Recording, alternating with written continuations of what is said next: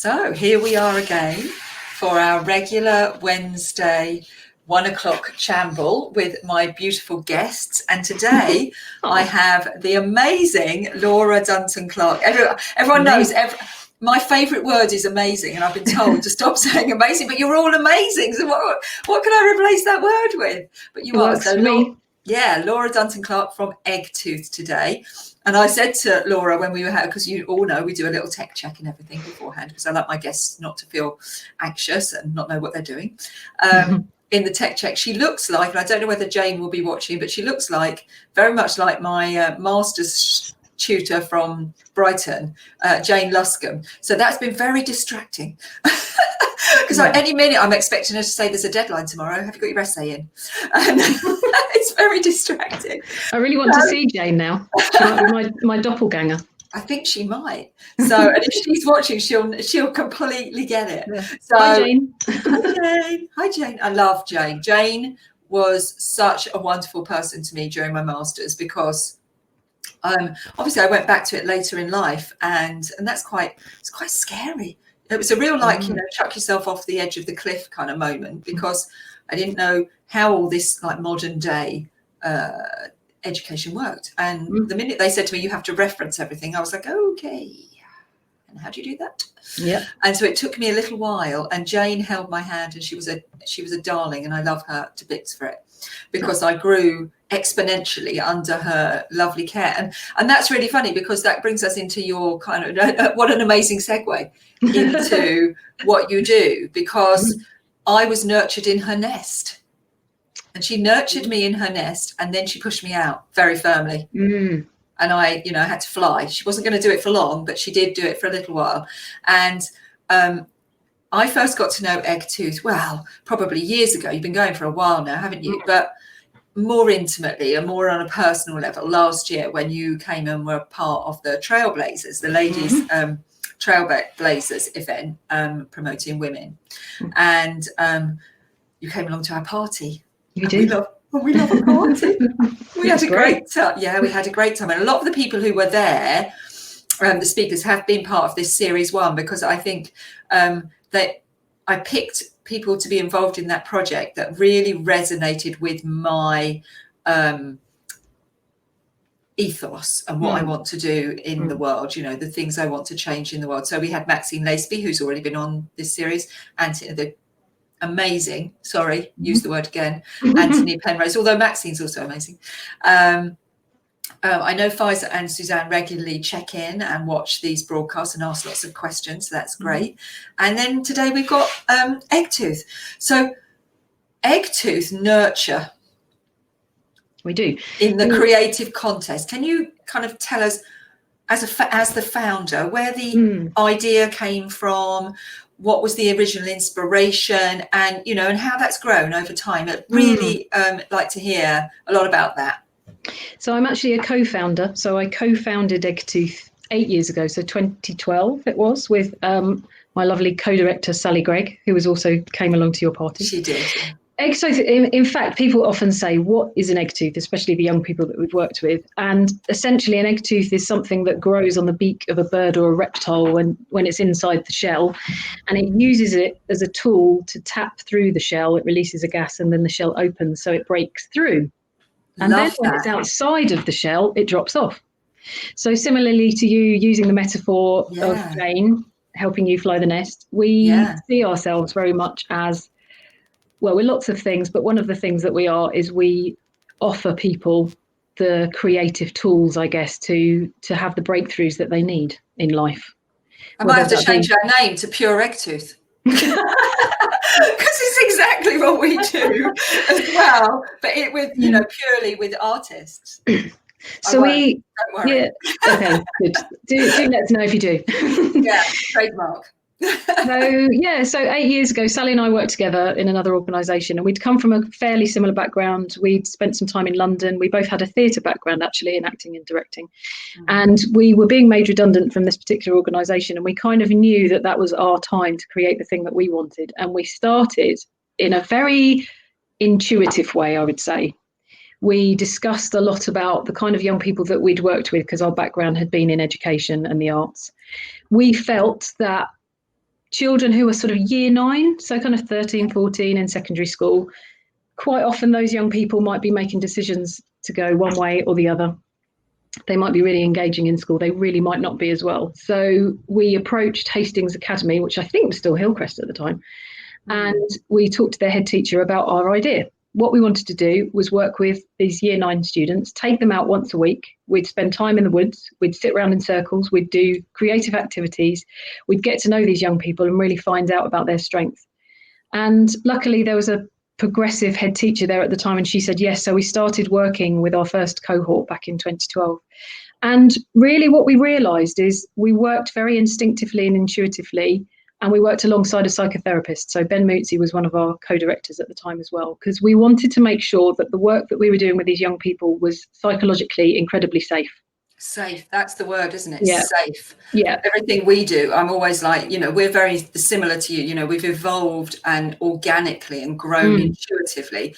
But my absolute ethics around all of it is, you mustn't hurt anyone along the way. You must be safe, and that drives the continual learning, doesn't it, and education. And this is really, really important, because I think the word therapeutic as well can be used in many contexts and can be, I don't know about misuse, but sometimes, because there's therapy and there's a therapeutic process that you might have with a sort of qualified psychotherapist, and there's therapeutic activity which you can get therapeutic benefits from. If we were going to be doing something with young people some of whom might have had experienced trauma, might have had really difficult circumstances, we wanted to make sure that if we were saying anything to do with therapeutic, we would have a qualified psychotherapist there, and Ben was very experienced. So we always knew that whatever activities we were doing would be, emotionally and psychologically safe. And we carried on with that cohort. The next year they doubled it, so we had 30 young people. So we continued that course for 3 years. We wanted to do something long term. So the first year they'd come out and do lots of different activities, trained as firefighters, ran restaurants. Wow. Really developed their emotional intelligence, had young entrepreneur ideas.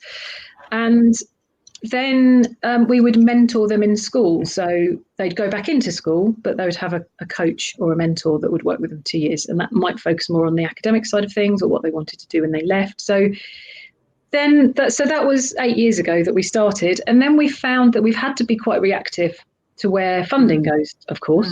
Because at that time, many of the schools were becoming academies, and some of the objectives of those schools were shifting and changing. There was much more of an onus on academic achievement, perhaps, instead of creative. So I think we had to adapt as well. So we sort of worked with that age group, but then we started working in primary schools as well. We had mini eggs. So that was a fantastic course. Little mini egg. Mini eggs. So we had little chocolate eggs, because I feel that at that age it should be like just chocolate eggs. We have those in the office. Don't talk to me about those. They're my nemesis. Sally knows about that. I can imagine every birthday and every celebration. It's look, we brought you some more mini eggs. More eggs. We do every day's Easter.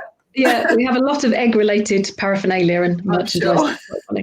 But with the working with the younger children, they were very young, so sort of reception, year 1. But we would work with their parents, so they would be identified as to where the school felt that they had potential, either academically or creatively, but for whatever reason it wasn't being realised in school. So we would work with a parent, and we'd have what we call parent powwows. And we'd talk about parenting with those parents without their children. We'd talk about how they were parented, because quite often we parent how we were parented. Yeah, absolutely. Unless we make a very conscious decision to not do that, we will usually assume those characteristics or things that happened in our own, how we were parented. And that's kind of trends, isn't it? So kind of generational trends as well. I remember how my parents tried to parent me under an environment where the trends were changing in parenting, and they didn't really, they were like on quicksand. So then when I came to my own parenting, I was like, well, there was nothing kind of solid there that I could like grab onto. And so I followed the parenting of friends and friends' parents that looked good, that I thought that looks sensible. I'm going to try that. Yeah. And it is such that parenting thing. It's such a random, lottery, isn't it, as to whether you get that good solid foundation or not. And it does depend on the generation that you grew up in and how things were evolving and changing within the context of parenting then. Absolutely. And even though there might be all the theories, because there's huge amounts written about the theory of parenting, even though there's lots of that out there, it depends what you access, what your friends are accessing, the groups that you go to. You might go to NCT, you might go to something more alternative, etc. So depends in our bubble, doesn't it? It depends what's going on in our particular bubble at the time. And I don't hold my parents responsible for not giving me those tools. They were just reacting to the time that they, at the time of their parenting. And there are things now. So I'm a mum, and I have a daughter who's 20, and there are things now that I would have done as a young mum that people would now say, no, you couldn't possibly do that. I think there's been a big movement towards attachment theory parenting, which was John Bowlby was the sort of founder of that in a way. It's the skin on skin thing it starts with, and which is very much rooted in sort of therapeutic practice and how children attach to their primary givers, etc., and what happens to you if you don't have your needs met in that. So we did use a sort of an attachment framework in a sense for the parenting group, and then they would do a creative activity in the second half of the session. They'd come together with their child and do a creative activity together, and we used to do things out at Mallydown Woods, lots of making and art, and it was incredible, that course. That's very just making with your child. I know this morning, so our children obviously are homeschooling at the moment, aren't they? And I've got two older ones, like you. I've got a 23-year-old daughter and a 19-year-old son, but I've then got a little one who's just 12. And this morning we've been doing experiments, which were totally hilarious. So the school set all of these experiments up to do at home, and one was making bombs out of bicarbonate of soda, and another one was making this kind of like gloopy. He came up with a name of it. I can't remember where it's that you make it with corn flour and water, and if you hit it, it's solid. But if you gradually so it's like quicksand. You put your finger in it, it moves. But the funniest one we had to do this morning was the can of Coke and the Mentos thing. Big brother helped out with this one, and so they drilled through the lid and they put it all on the string and they drilled through the Mentos and everything, and Big brother was supervising, and I've got them out on the drive because they're not doing that in the house, and it was the classic don't go back to the firework after it's lit situation. So he kind of did it and it kind of fizzed a bit, and then Jamie went, have you pulled the string? And Charlie leant over and pulled the string, and the whole thing just exploded like a geezer in his face. I've never seen anything so funny.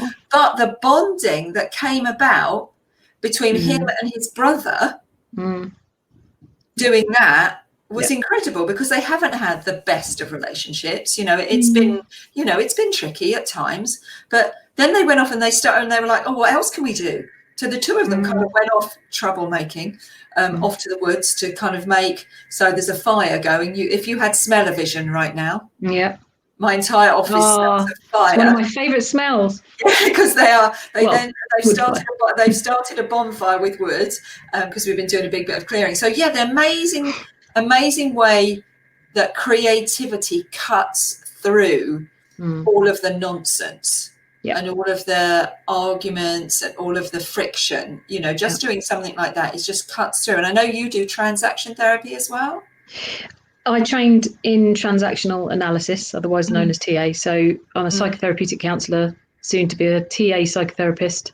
I trained for 4 years. I qualified a couple of years ago, so I've been practicing for a couple of years. And Ben, who was our original psychotherapist, had trained in TA at the same college years before, which is what inspired me to do it, because we would sit in a lot of circles with young people talking, and I would watch how he would facilitate those groups. And I was fascinated as to the different, because I'd worked, I guess, therapeutically broadly as a mentor for many years in education, but I really wanted to understand the theory behind it. And I wanted to get the qualification so that I could practice as a psychotherapist myself. So, those groups, and I was fascinated as to the different, because I'm making sure that I'm keeping an eye on Facebook as well, where it's live streaming. And all of a sudden it went, whoa! I heard my voice. Come back at me. Yes. Yeah, so sorry to interrupt you. So carry on. No problem. You trained because you were motivated by the guy. Yes, so TA quite often people have heard of it from the phrase of I'm okay, you're okay, or the drama triangle, or the parent, adult, child ego states. It was incredibly popular in the 1950s in America, founded by a guy called Eric Berne, and it became very popular. It was a bit like pop psychology, I guess. But the TA itself can become actually quite scientific. However, it's also a very, very easy, accessible framework to start a conversation with somebody for them to understand their communication in certain situations. So if I give you an example of if you and I, so you and I both have, and every human being does, this is the theory, we have 3 ego states inside of us: our parent state, our adult state, and our child. And they're usually drawn as 3 circles, PAC. If we're having a conversation, and so you and I are chatting now, we're very much in an adult to adult conversation. We're in the present, we're in the here and now. There's no psychological games going on. But if I were to say something like, which of course I'm not going to do, but if I were to say, something that was, well, I don't think you should have done that, Lesley. That would be coming from a critical parent side of me. And I may respond as a child. You may do that. That may trigger something in you that goes, whatever your familiar might be. So for all of us, we have different ones. So for me, my familiar might be either withdrawal, my child ego state, or I might become a little bit like a 13-year-old and become a bit bolshy. We all have our own, and they're activated all the time. So in a way, the aim is to get to know those parts of ourselves, get to know our parent ego state and get to know our child ego state, because we can then transform how we communicate with people. Yes. So, sorry, I'm also just looking at the questions. That's very similar to the stuff that I do with NLP as well. There's a lot of crossovers with NLP in that area. Just quickly nipping back to what you were saying about the schools, because I think it's good to answer this question before we move on to other subjects, is it resonates with me with you saying you did it for 3 years, and Peter's just asked a very relevant question, because this is something that I've talked about before. Is I very much started working at Eastbourne College very on the hoof, a bit like you, with the first cohort, and I've now done it for 3 years, and I often say to them, I know you don't get it right now, but I know in the future you'll bump into me in the street maybe in 10 years' time and you go, thank you so much. I get it now. And he's saying, did you have any feedback have you bumped into any of those kids or parents that you did any of that work with? Well, one of them is now a paid employee of ours. Wow. Lily. So she was in our very first cohort, and she's been an amazing part of the whole Eggtooth journey. She was around for the first 3 years, then she went away to college, and then she came back, and she now works with Eggtooth. And actually, I think one of the things that used to often surprise me and catch me out is that when you're working with groups of young people, particularly adolescents, 13, 14, there's a lot that goes on with breaking through all sorts of barriers. And there were times when we were working with large groups and thinking, well, clearly they hate us, clearly. I've had that feeling. And then you would see them in town, and they would launch themselves at you and give you a huge hug and say, I really miss Eggtooth.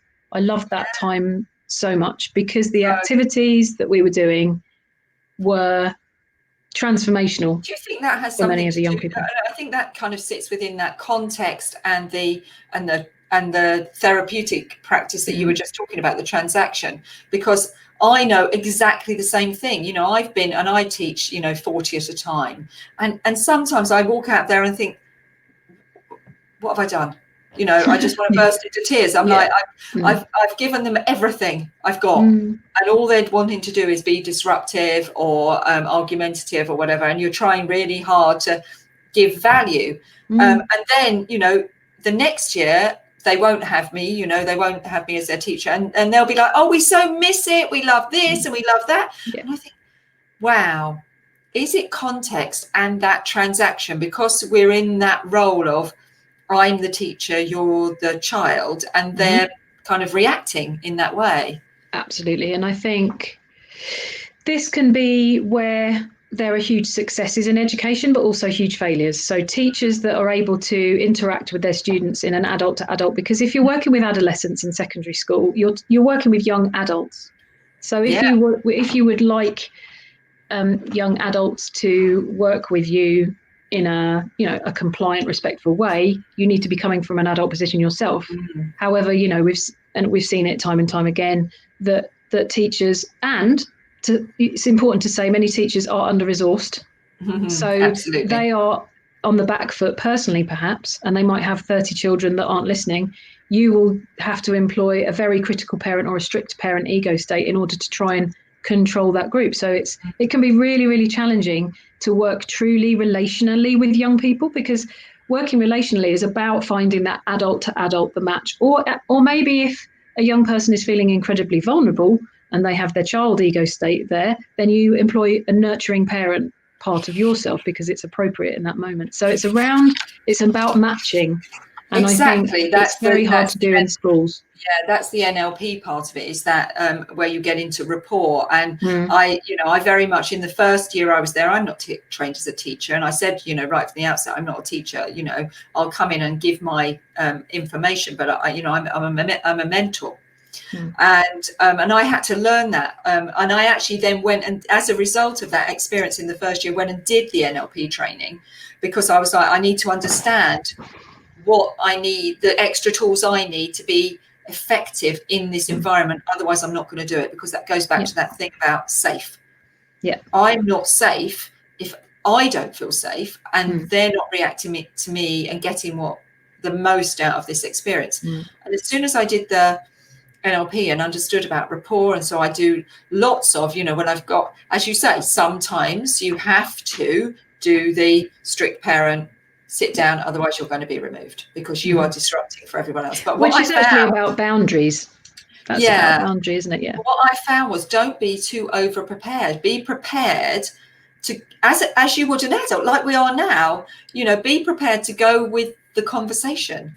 Don't be too stuck in your rules. So I started having so much better experience when I stopped scripting my lessons.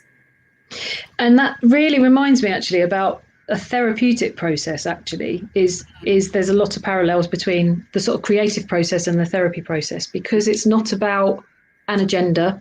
It's not about having a fixed idea of what you're going to be doing in that space. So when you're in a therapy setting, when I work as a therapist, you have to be working very sort of right brain, very, very sort of spontaneously, creatively, intuitively, ensuring that you're not imposing an agenda on that. And when, like you say, when you're in a teaching or training environment, the more that you can be in tune with that, I think it can be really powerful for the... It was amazing. The minute I dropped the scripts and I realized that I was paying too much attention to the science and my needs to feel that I've done a good job. As soon as I dropped that and I went, no, I'm just going to go with the kids. I know today we're going to be talking roughly about this. And then I just came in with that. This is the subject. Let's go like I do, with these broadcasts, today I've got this guest. Let's just go. Let's just see where it takes us.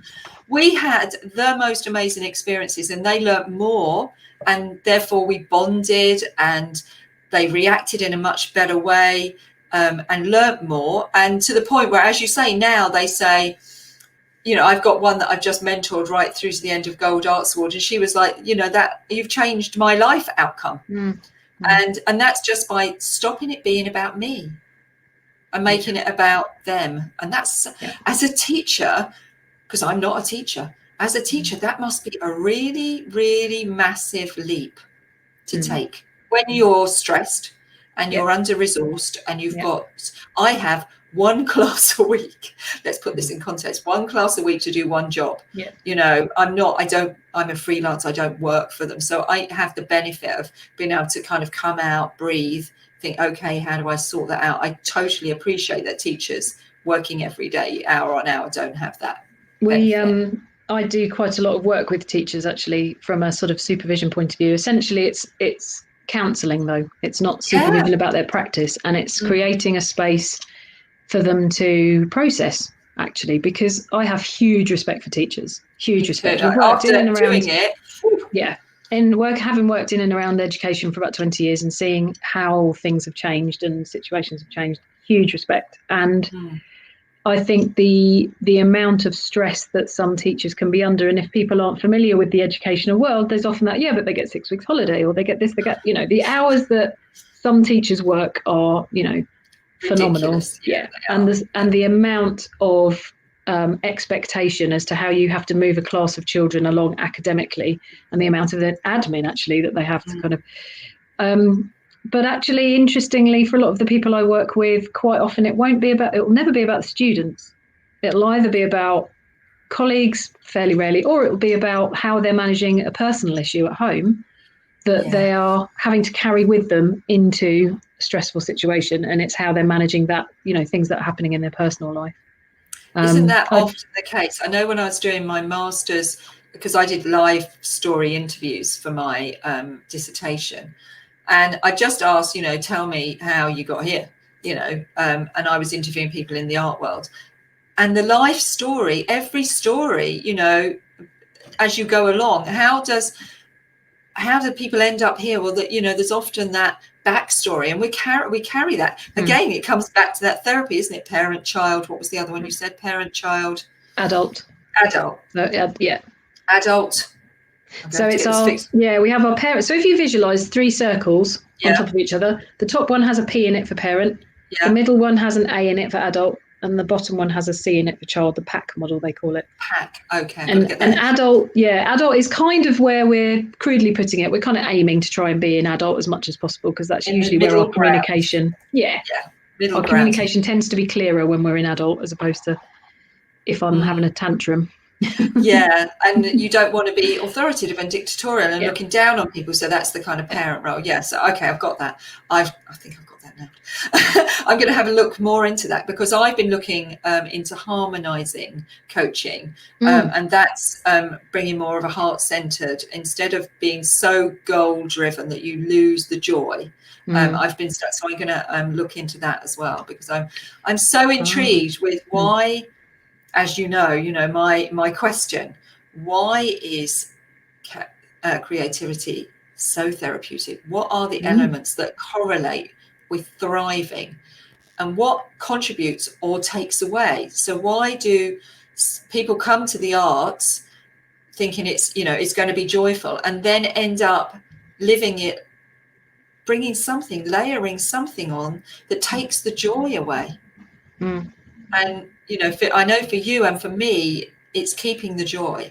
And so that's bringing in these practices and helping people maintain the joy in their lives.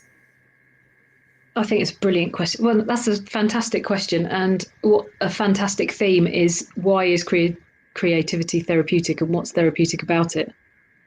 I think the first part of that question, my feeling is that there are real parallels between how you work therapeutically actually, and how you, as I said before, and creativity itself. I think in essence, so a lot of us use our thinking minds a lot of the time. We're all whizzing around thinking about everything, overthinking about things, and we can risk negating our feelings quite often. Culturally as well, I think for those of us that are British, a kind of a British culture is one of perhaps not expressing yourself too openly. It's not, it's not really, it's much more about being quite stoical. It's much more about keeping things in. Sometimes the stereotype of the American that gets too much therapy, that's self-indulgent, you're just talking about yourself all the time.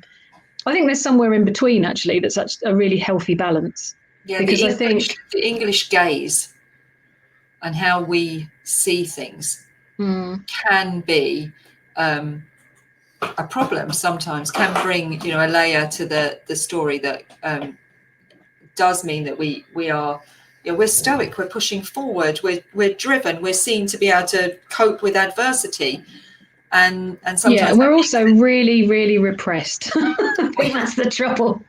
That's the trouble with stoicism. It's all well and good, but I think when repression hits, it's unhealthy. There's no two ways about it. And I think creativity gives us access to parts of ourselves, quite often non-verbal parts. So, for example, if you looked at it from a sort of a theoretical therapy.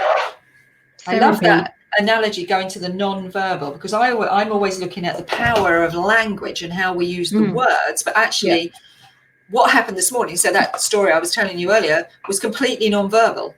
There were like a couple of, have you done that? But that was it. It was all kind of, you could see all, it was all within the behaviour. Yeah, absolutely. And I think there might be, for some of it, say if we were looking at using creative therapy, we can then access parts of ourselves where decisions were made pre-verbally. So when we were very small, if we were experiencing huge amounts of trauma or neglect, we can't then as adults necessarily express what that experience was. But through using creativity or creative therapies, we can start to kind of build a picture and an understanding, because therapy is about understanding our past and how it's impacted on us, to therefore make more choices about how we live for the future. So if something has happened, I mean, trauma is, there's a great book that was written called The Body Keeps the Score, and it's about how trauma is almost imprinted in our bodies, in our physicality.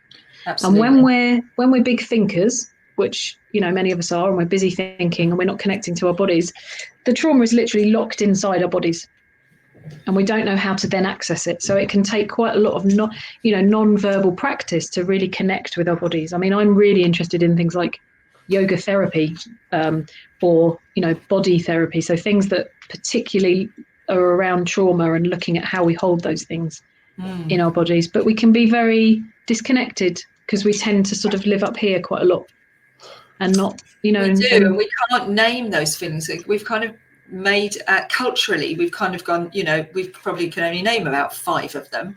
And often I'm saying to people, how does that feel? And they'll say, I don't know.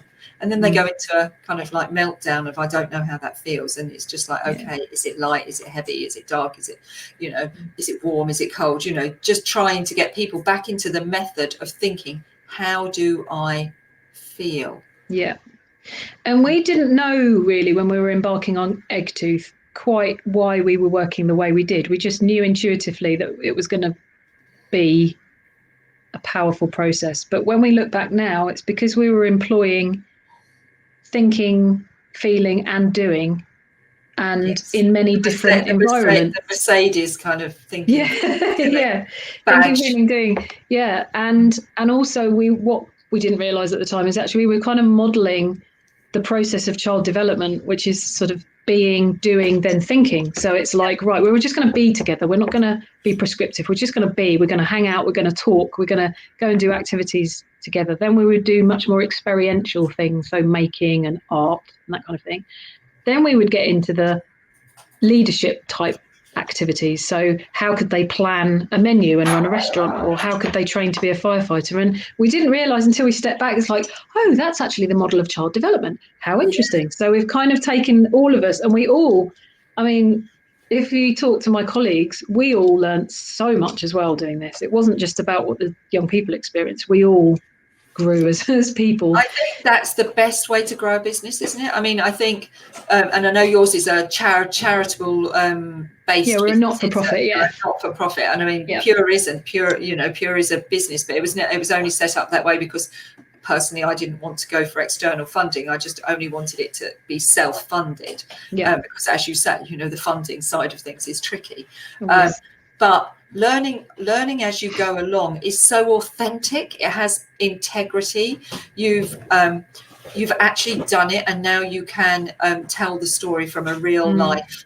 I did this. I can show you how this worked. And I, you know, even doing these live broadcasts have helped me to be a better mentor and a better coach, because I can say, you know, I say to you, you've got to fledge, you've got to push yourself off the ledge, you've got to go into your stretch zone. But have I actually done it? Well, yes, I have now, and I can show you, and I can show you the real evidence of how that all worked. So, no, doing it authentically, I think, is, you know, the most valuable way of growing an organisation. And it means that you have integrity. And integrity is really, really important, especially when you're working in the context that you are with people who have had trauma. And I mean, I'd like to just validate there that trauma doesn't look like war and famine. It looks like someone being bullied, someone being belittled, gaslighting, racism. You know, there's the spectrum of bullying is huge. It can be neglect. It can be, you know, everything and everything in between. So, you know, we have to be super, super careful and safe and have integrity, and to do it the way you've done it. That's why I love Eggtooth, because you have so much integrity. You've done it in the way that, in the right way, and there's a lot of people involved now, aren't there? There are. Have you seen? I don't know if you've seen our website, but that's just not even everyone either. I'm just going to do a quick screen share so people can see. I'm just going to do a quick screen share so you can all see the Eggtooth website and see the amount of people involved. So to begin with, we're going to let me just go on to Eggtooth and get the right page up. Yeah, if you go to about. Yeah, so about if you scroll down. Yeah, and then there's loads of faces. So I'm just going to share that screen with everyone so you can see some of these faces that, there we go, share. And look at all of those people. Wow. There's lots of people there. And I'm going to scroll. So look at all these people. So you've got, what does that mean? Tom McCann Resonate Leader. What does that mean? So we have an evening called Resonate, which is about acoustic music and spoken word. Now, this was actually created by Lily, who was one of our original Eggtooth students, and along with Tom McCann and Tom Clarkson, who's there. And it's a really interesting eclectic mix of spoken word, poetry, music. Oh, I see Tom there, yeah. And they've managed to carry it on Zoom on Thursdays. So every sort of fortnight there's a Thursday. There are recordings of that either on your Facebook page or on your website. Yeah. I know I've seen it. And so I know Luke. So Luke's in, and Sue's been in our area. Oh, and I love this. Look, you've got all the ones who couldn't make the photo shoot. Yeah. And summer school judo and sports lead, school arts facilitator. That's Aaron, yeah. So a huge amount of people. I'm just trying to find Lily. Where's Lily? If you go up a bit. She's on the next one. There she is, Lily Cooper. There she is, yeah. Events and social media. Yeah. Lovely. Love anyone who does events and social media, because it's hard work. And there's yourself, your gorgeous self. Myself and Sally. So and third director, Rodri, who's he's based in Wales, so we couldn't get him to the fed. So he's currently in Egg.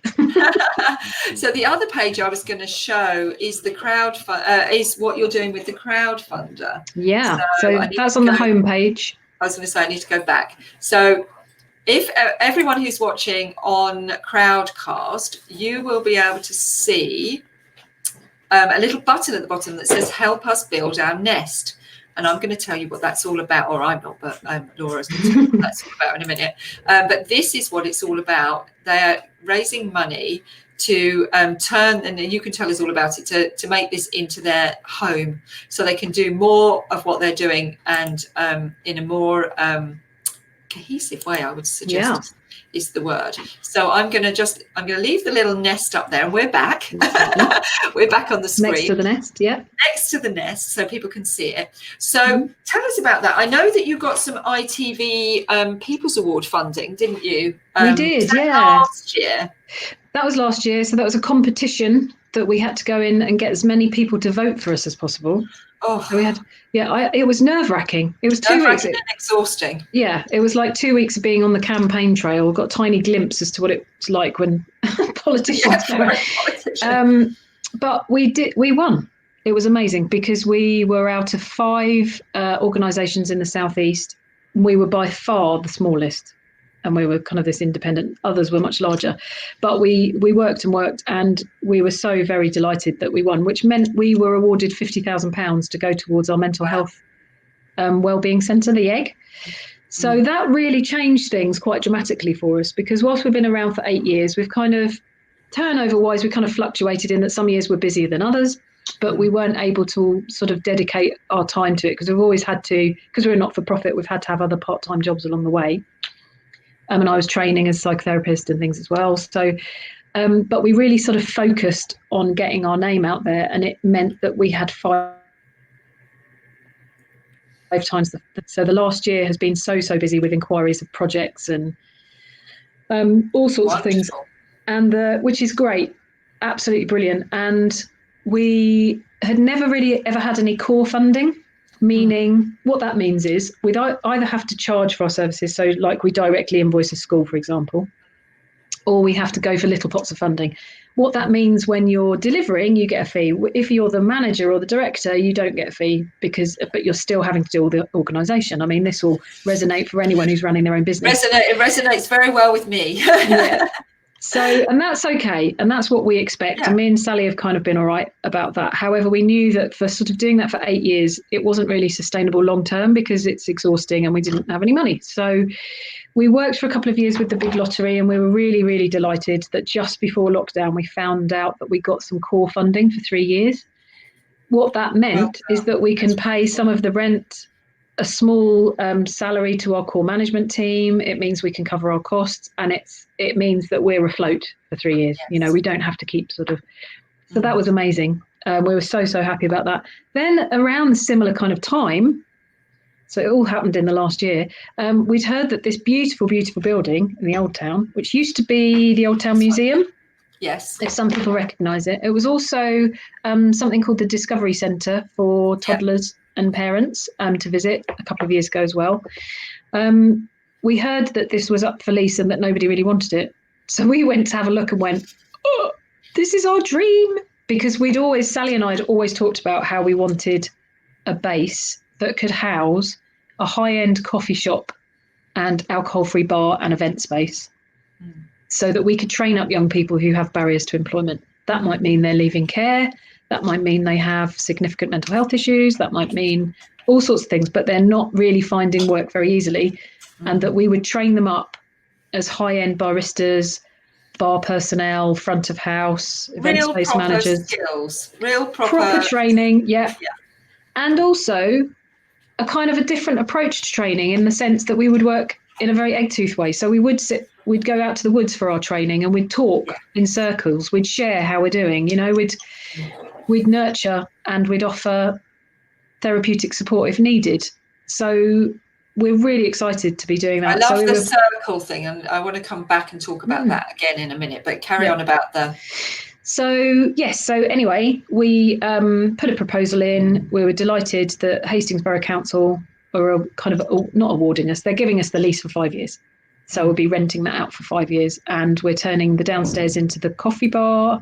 So are they giving that to you for zero rent? No, we are paying the rent. I didn't think so. We will be paying the rent. I have to say they've been great, though. They've been really, they're working with us well, and Good. We don't have to start paying until we've refurbished and we get in there, and they're being really flexible, and they're being great to work with. Well, that's really good to hear. Yeah, they're great. And also upstairs, as you can see in the little picture. So downstairs is going to be this really cool coffee shop, sober bar. I'll put it on big screen so people can see it a bit more, and then you can talk it through. Yeah. So downstairs is the coffee shop and alcohol-free bar. So the sober movement is really growing and growing. It's one of the fastest growing kind of businesses and movements of low to no alcoholic drinks. We felt very strongly that it just didn't sit right with us to have an alcohol bar. No, we just felt in a therapy centre. Yeah, not in a therapy centre. And also we work with a lot of young people who might be 16, 17, are able to go out and perform music, but not able to go into bars. We wanted to sort of eradicate any of that. We also wanted it to feel like a safe space for people. We wanted it to feel like people who don't drink, either maybe for ethical or religious or recovery reasons, might feel that there's somewhere to come. And actually, for a lot of us that don't always want to drink alcohol and would like to be somewhere interesting. No, I'm not a massive drinker of alcohol. And I think that's what, when you said about the circle gathering, that's what triggered in my mind, the circle gathering being very much that kind of Alcoholics Anonymous model where, it's safe. There is is it 12 rules around the circle gathering? I can't remember. 12-step program. 12 steps. Thinking of, yeah. So there's the 12-step program around that circle model. Is that something that you employ as well? We don't have this 12-step model, which is used very much in kind of the Alcohol Anonymous sort of environment. We did used to call them powwows, though. So whenever we sit around in circles with our groups of young people or parents or staff, we do kind of call it a powwow, and it's almost like the eternal circle. There's no broken aspect to it. It forms unity. It forms strength. It's safe as well, so people feel safe, and especially if you're Especially if you're around a fire, even better. Yes. Still smelling the fire coming in. Yeah, we do. We've started doing that with some of our staff meetings because we were doing an awful lot of Zoom over the last 3 months, and we work in a little woodland out in Fairlight, and we've started to have our staff meetings there, which has really sort of transformed how we feel in the sense of it's much more open, you know, it's calmer. It's a really powerful thing to be able to do if you can. Having a powwow, a circle gathering in nature, and the benefits, the therapeutic benefits of nature. Yeah. We've all, you know, during lockdown, I don't think anyone now, unless they were living in complete isolation, will not have realised the, you know, for people who've been in flats, who've been able to get out, just go out for a walk in nature, you know, to the people who normally live in the countryside but take it for granted and haven't been using it. You know, the benefits of just, the Japanese have known this forever, but the benefits of just standing under a tree and receiving down on you all of the goodness. Yeah, very recently we met a family, a mum with 2 boys who both have autism. They're 8 twins, and she had double pneumonia and a disability, so had had to shield. Hadn't been out at all with the boys for 10 weeks. She discovered Eggtooth. She's been going to the woods with them because it's a private woods, so we can keep the social distancing very safe and keep it all sanitised. And they've been going to visit the bees there. They've been with our therapy dog, Honey. They've just had the best time. And she sent through a little testimonial yesterday, and it made me cry. She just said it's absolutely transformed their experience of lockdown because she's seen her boys blossom and, you know, run around and be free. So you've got the wood in Fairlight.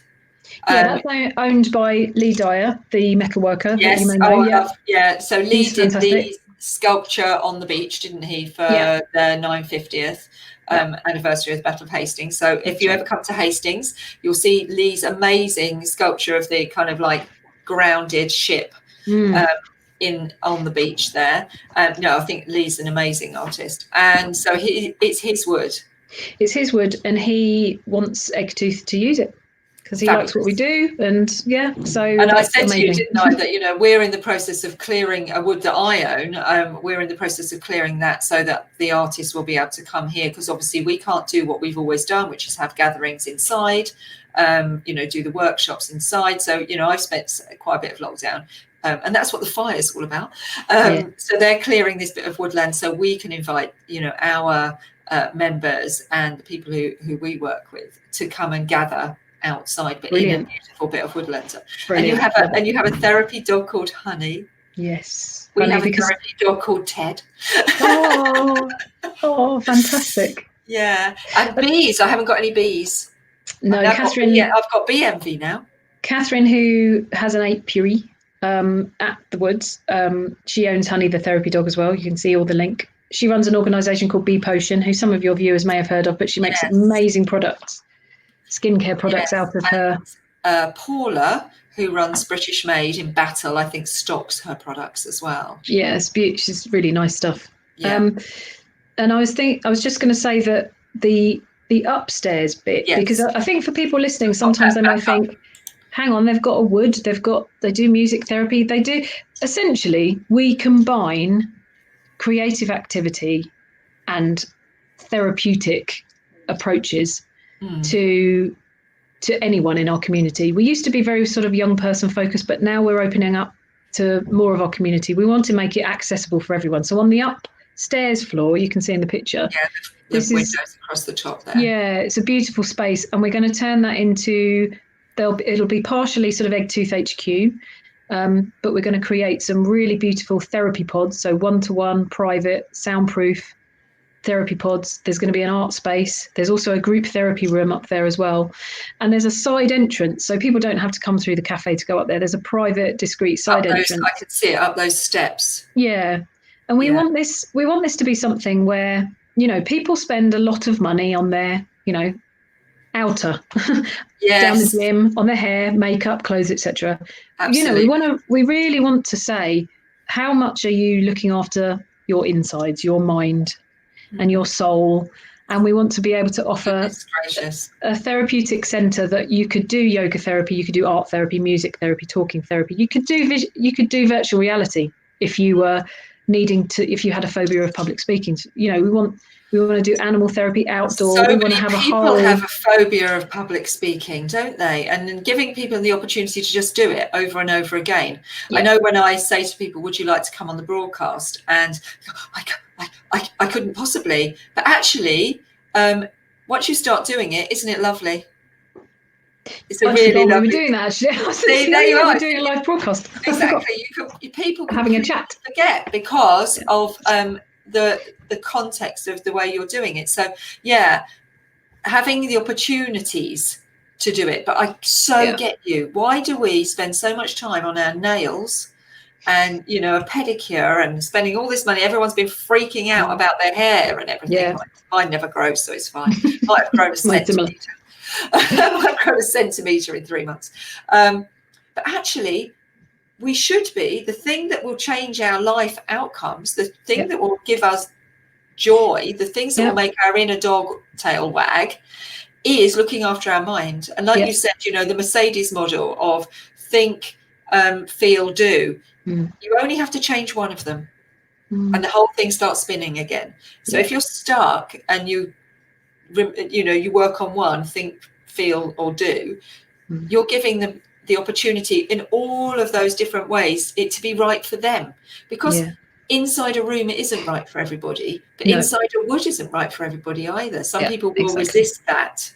So no, this new facility within the old town, and especially in the old town, it's just got an energy in the old town that makes that just the most perfect place. So if people would like to support you in renovating, running, etc. Exactly. So we're asking for some renovation money to turn the upstairs into the wellbeing centre. We have got a crowdfunder that launched yesterday. Help us build our nest, because the whole place will be called The Nest. So the coffee shop and the bar is called The Nest and will be housed at The Nest. So I'll just egg related. All egg related. So there you are. Egg related. Help us build our nest. I love your sign. And there you are. And then, so at the bottom of the page, for everyone who's watching on Crowdcast, I don't think you're going to be able to see that on, so I'll move the screen share now. So I don't think you'll be able to see the button on Facebook, sadly, or on the recording. But if you're watching us now live on Crowdcast, at the bottom there is a Help Us Build Our Nest button. And if you click on that, it'll take you straight to the crowdfunder information. And if you can help, and any of you who are watching can help. And people who are watching on Facebook, on the live stream, you can just go onto the Eggtooth website and we'll pop the URL in underneath the live stream once it's finished. So you'll be able to go straight through and help, because this is just critical. We're going to hit a mental health crisis as we ease out of lockdown. I don't think, again, anyone is unaware of that's coming. I'm spending a lot of time, and I'll show everyone in a minute, putting up courses that are heart-centered courses for artists who will need the extra help. And after this is easing, but I don't think we can say over, because I don't think it's going to be over for quite some time, but as it's easing. So this is how you can help in our community, support the guys raising money to build their nest. I think that's just amazing, and I will definitely be supporting you. Thank you. And helping really you. Appreciate it. And hopefully this has helped you, because I love you guys, and I think what you're doing, it needs to be done. And sometimes we do it a long time without earning any money. I mean, Pure is, as I say, I pay people to help Pure, so I totally get it. I don't pay myself, I pay other people to do the work. And sometimes you think, I have to make sure this is sustainable. So, I have my private practice that I get paid for. So to make it sustainable and make sure that we don't disappear, because actually what you're doing is so important. You need to be there for the long term. You really Thank you for those words. Yeah, that's really appreciated. And we feel it on, and everyone that works with us feels it on such a deep level as well, that, our town and around that really deserves a place where you can come and find something that suits you as well, that isn't necessarily a clinical kind of counselling setup, but something that really deeply resonates for you, because looking after your heart and mind is the most important thing, and we don't know how this whole pandemic is going to affect people long term, and we want to make it affordable. We want to make it for people that can afford. So people that can afford it, it's an investment, but if you can't, you can get a funded place. Yeah, and we live in a place that's Hastings, that is, what is it, like the third most deprived area in the country? It's the 13th in the country, and it's not improving. No, and you've got Orr, who's even lower down in that ranking. Yeah, there's probably even pockets where it's even worse. It's actually in the top 10. Yeah, that's in and around Hastings. So these, people gravitate to the seaside, don't they? They gravitate to the seaside for their mental health. I know even after the war, the Second World War, Battle and Hastings had the most private education facilities of anywhere in the country, because people wanted to send their children to feel better, so they were sending them out to the seaside. And that's why we're always having schools closing. We just had several close in the 20-mile radius, because we have so many of these private facilities that people are like, I want my child to receive something that will make them feel better. And so what you're doing is kind of a mirror of that happened after World War II. You're mirroring that with today in today's world with what you're doing. That's interesting. I like that. Yeah, have a look. I've done a lot of research into I'm very into history. It's one of my things. So we've got a couple of questions here. Peter is on the questions today. So is the funding going directly to you or through a third party? So that's the crowdfunding. Is it going directly to you or through a third party? It goes to crowdfunder.co.uk to start with. They hold it. And then when the crowdfunder's over, it then would come to Eggtooth, which we would use to refurbish the inside and set up the mental health centre. Do crowdfunding take some sort of cut commission from the money? They take a small percentage, I believe. And they have to. They have to because they have to, because otherwise they wouldn't be able to supply the platform to allow people to crowdfund. Yeah, that's just business, isn't it? It is, and we looked at lots of different options as to which crowdfunder platform, and this was the most recommended one to us. Farley Farmhouse. So I had Anthony Penrose on a couple of weeks ago, and Farley Farmhouse have just done a massive crowdfunder as well, because obviously they weren't even able to open this year. And if they can't, they've still got all the bills that they have to pay to run the house and keep it there. So they did a crowdfunder, and they used crowdfunding, and they got about £30,000. And they did the same as you. They said, we looked at the platforms, and that was the one that had the best ethics and was most supportive. So yes, they take commission, but they have to, because otherwise they wouldn't be able to provide the mechanics of a service that we need. We'd have to do it ourselves. We'd have to go onto social media, and we'd be pumping social media with the stuff, and probably wouldn't be that effective. Whereas Crowdfunder have developed a system to support businesses like Eggtooth to raise the money. So they're not, hang on a minute, they are not charging any fees for our crowdfunder, as it is COVID related support. There you go. So Sally, your co-founder, well done, Sally, has said that actually in this instance, so normally crowdfunders that's good, do take commission, but in this instance, because it's COVID related, they are not taking any fees, which call out to crowdfunder. That's amazing. That's really good. That's so nice. And have you found them very easy to deal with, crowdfunder? Yes, because you get a mentor. There's also access to other match funding pots as well. So we got them, when you hit your first 1,000, you can apply for another 1,000, which we've got. When we hit 5,000, we can apply for another 2,500. So there's different pots that you can actually go for as well that help to match fund. And yes, they have been helpful. Yeah.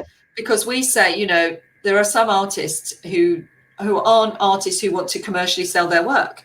They are doing conceptual stuff, it's emotionally based, etc. And we recommend Crowdfunder for that. And we know, several artists that have done it, but it's really good to hear that if people are wanting to do stuff that is around COVID and getting money to support themselves or their business, etc., around COVID, that they're not taking any commission. So that's brilliant to know.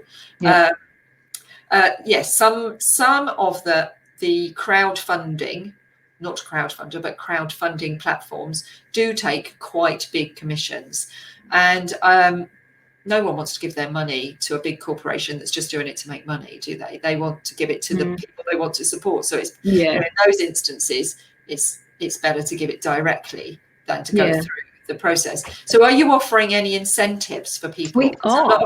Oh, good. Yes, we've got a whole host of rewards. So rewards are a crowdfunder thing, aren't they? Yeah. So we won't be able to redeem some of them until we're open, because some of them are like start with a free coffee, or we have things like a bottomless brunch and free mocktails.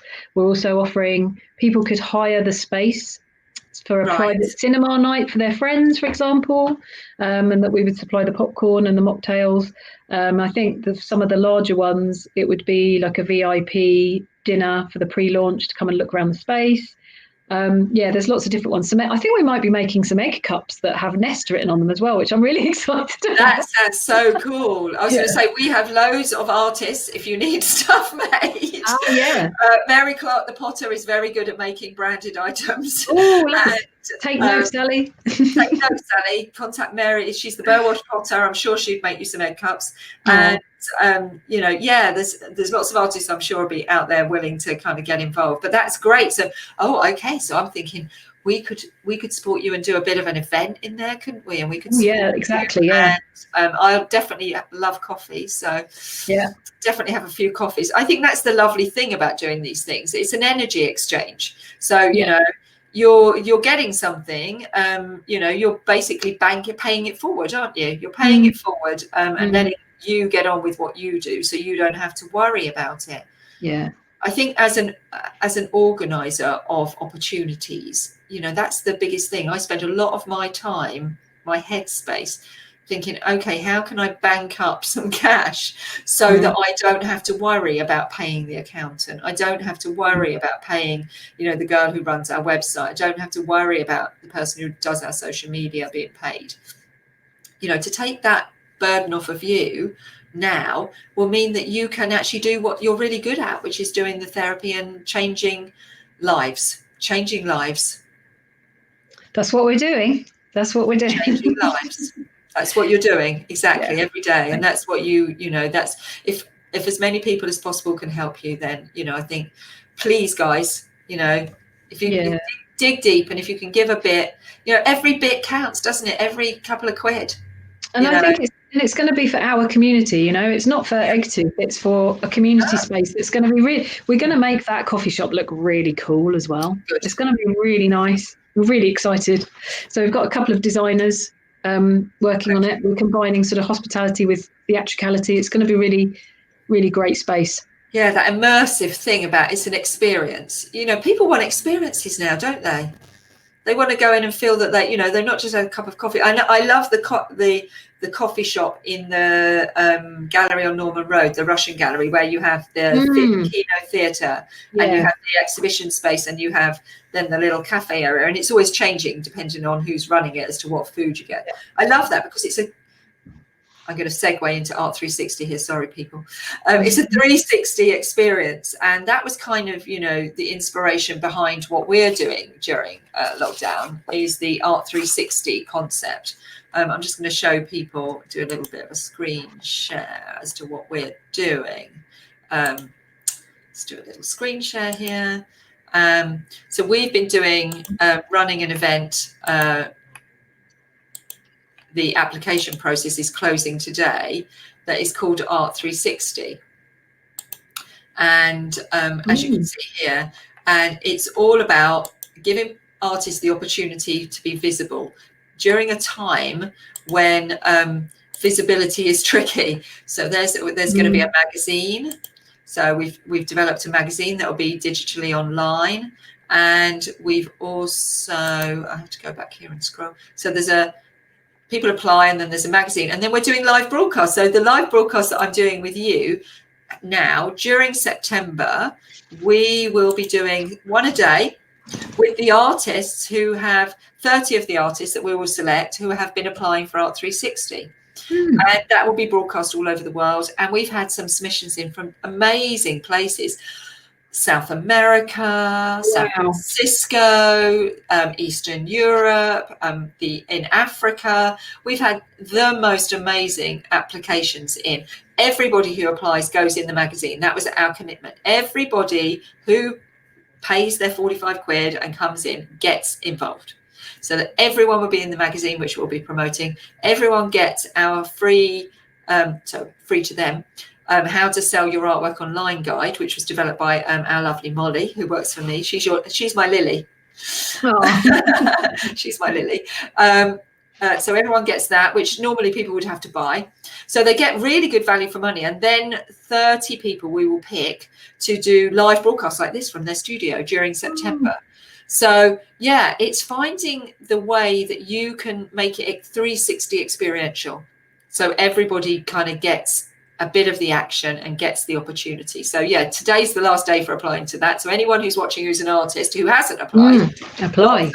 Lots of them have. We have had a lot of applications. So anyone who hasn't applied, today's your last day. We won't be extending the deadline because we need 2 months to get it ready. So a lot of times people go, oh, they'll extend the deadline. We're not extending the deadline because we need every second of each day during July and August to get this ready to go live in September. So no, anyone who hasn't applied, hop in quick. That's the page. You'll see it. And I think I can put it down here. Most people would have been living under a stone if they haven't seen it, because our social media has been wild. So I think most people would have seen that for now. But yeah, so that finishes today on the application. So get your applications in. And your crowdfunder for Help You Build Your Nest, how long is that on for? We're going towards the end of August. So we've got sort of a month and a half to 2 months. We're doing really well so far. I think we've raised over 2,000 in the first couple of days, which is amazing. We're aiming for 20. We really hope, if you can donate, we will really appreciate it. It's going to be an exciting project. Going to the most amazing place that changes lives. And Julia has just popped up here. Julia Desher, who's a textile artist, she's a perfect match for you. She makes sensory wheels. So they would be amazing within that therapeutic context. So I'll put you in touch. I'll put you in touch. Lovely. Thank you. Hi, Julia. You two linked up, Julia, and definitely, I think it's spot on that as an artist, that there's a lot of synergy between what you're doing and what she's doing. She's doing a lot to do with wildflower meadows. As I say, she keeps. I think she's just finishing off keeping her own sheep. She's been kept her own sheep for a long time.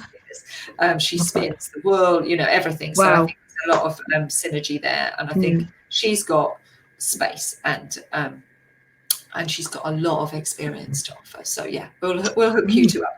So yeah, final words, because we have gone a little bit over time, 7 minutes over time. Thank you so much. You've been an amazing guest. I've really enjoyed this. It's been absolutely lovely.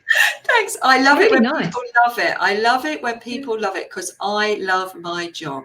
And the more people love it, the more I can do it. Don't tell anyone. Oh God, loads of people would know now. But I love it. I came to this thinking, I hate having my photograph taken. I'm never going to do anything films. When people say go live, I'm like horrified. I don't want to see my face. I hate hearing my voice. All of those things that stop us presenting to the world what we have to offer. All those things that limit us. I had all of them in spades. And then when lockdown came, and I had my mini meltdown in about 30 seconds and went, what am I going to do? And my husband said, pull yourself together now. I was like, okay, I'm going to have to get over that. I'm going to have to go live and broadcast. And what I don't ever want, because, integrity and authenticity is really important to everything we do, is I don't want it to be edited. I want you to get the real deal, and everybody else who's watching to get the real deal. The hiccups, the dog barking, the smell of bonfire. We didn't have any dogs barking, did we, actually? Dogs barking. I thought my dog might have barked, but he's not done. Yeah, normally he barks. Ted will bark around 1:10, going, hey, you've gone over now. Enough. Finish. So thank you so much. And I've put a little poll down in the bottom, guys. If you can have a look at that before you sign off, and it says, I haven't added Laura on, but you can add Laura on as well. I can edit it now, and I can add Laura. I'm going to add Oh. Laura at the bottom. Laura. I didn't realise that this was a thing. I could have told some more jokes. They're voting for you now. So Hey. there's a little poll at the bottom of the guests that we've had on, and the significant guests that we've had on. You know, have a look. You don't have to do it right now. You know, this is on Crowdcast forever. You can come back to it. You know, you don't have to do it all now. If you forget where the link is, just come back onto Crowdcast and you'll find it all. But if you can have a little, you know, think. Oh, you got. Did you vote for yourself, Laura? I didn't actually. I didn't know I could, but now I know that I can. I might. So I want to come back. You've got 2 votes for Laura. Woo! Laura's coming back. Thanks, So, guys. yeah, if everyone can go and have a before we sign off, before you leave, if you can all go and have a vote on who you'd like back, and then I can, because series 1 finishes in 2 weeks' time. Next week I've got Ed Boxall. Do you know Ed Boxall? I do. Lovely Ed Boxall. He's great. Ed. So writer, poet. Yeah, he's amazing. All round amazing talent. He's on next week. He's going to be chatting to us. And then the last week is Justin McCarran. So Kathy's partner. Yep. And he's a resilience coach and a performer. So he's the last in the series. Oh, some great guests there. Special accolade for Justin, last in the series. And then we will obviously be doing the Art 360 broadcast during September. And we'll come back with series 2. Mid-October. So yeah, get your votes in, because I need to know who it is you've loved and who you want more of. And obviously we've got some more exciting guests up our sleeve as well. We've got some special invites out there. We'll see who we can hook in. But so for today, thank you so much, Laura. Thank you, Lesley. Really, it's been a real pleasure. Best of luck with your crowdfunding and building your nest. I will be in there early doors to see how it's all going. Good. And I'll definitely be putting some money into your crowdfund as well. Thank you. And I look forward to seeing more of you and Sally and all the amazing guys. There's loads of you. And but that's all for today. So thank you all for coming and asking your questions, and we will see you again next week. Okay, bye, Sally. Bye-bye. Bye, Laura. Bye-bye.